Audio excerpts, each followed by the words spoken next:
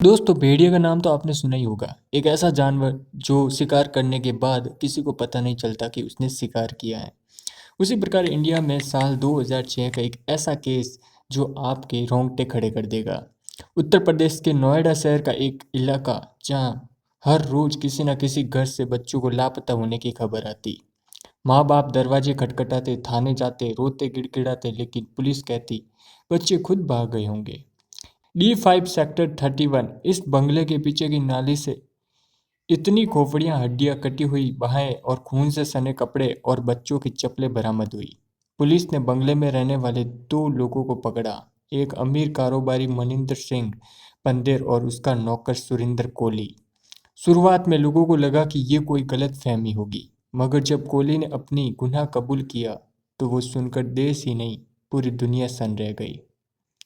उसने कहा, मैं बच्चों की बहला फुसलाकर बंगले में लाता था, उनका बलात्कार करता था, फिर गला घोंटकर मार देता था, उनके शव के टुकड़े करता था, कुछ के अंगों को उबालता था और कुछ को फ्रीज में रखता था, और हाँ, कई बार उन्हें खा भी लेता था।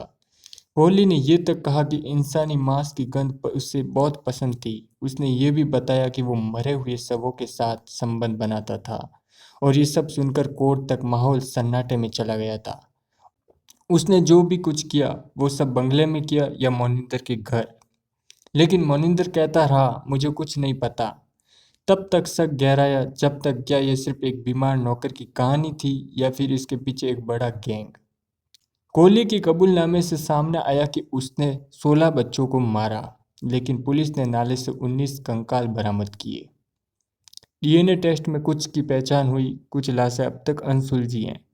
असल में ये निठारी कांड सिर्फ हत्या नहीं था, नरभक्षण की एक ऐसी कहानी थी जो सिस्टम की लापरवाही और गरीबी की अनदेखी और इंसानियत की हत्या की कहानी थी।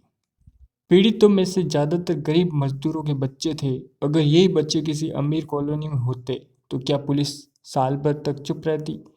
जब केस खुला तो कोहली को कोर्ट ने फांसी की सजा सुनाई, लेकिन हर बार किसी न किसी कारण से उसकी फांसी टलती गई। आज तक लोगों के मन में ये सवाल जिंदा है, क्या असली मास्टरमाइंड वही था? या कुछ रिपोर्टर का तो कहना यह भी है कि कोहली मानसिक रूप से बीमार था और मोनिंदर ने उसे इसी प्रकार से इस्तेमाल किया। और वो कई बार अपने घर में CCTV कैमरे भी उसके बंद मिले थे। कई सबूत मिटाए गए, लेकिन उसका कोई जवाब कभी पूरी तरह मिला ही नहीं। निठहरी केस आज भी अधूरा सच है।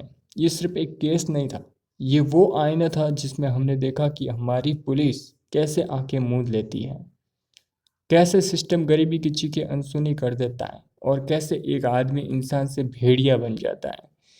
आज इतने साल बाद भी जब निठारी का नाम लिया जाता है तो लोगों की रूह कांप जाती है। D5 का वो बंगला अब खंडर है, लेकिन उन बच्चों की चीखें, उन माँ बाप की पुकार अब भी उन दीवारों में कैद है और शायद हमेशा रहेगी।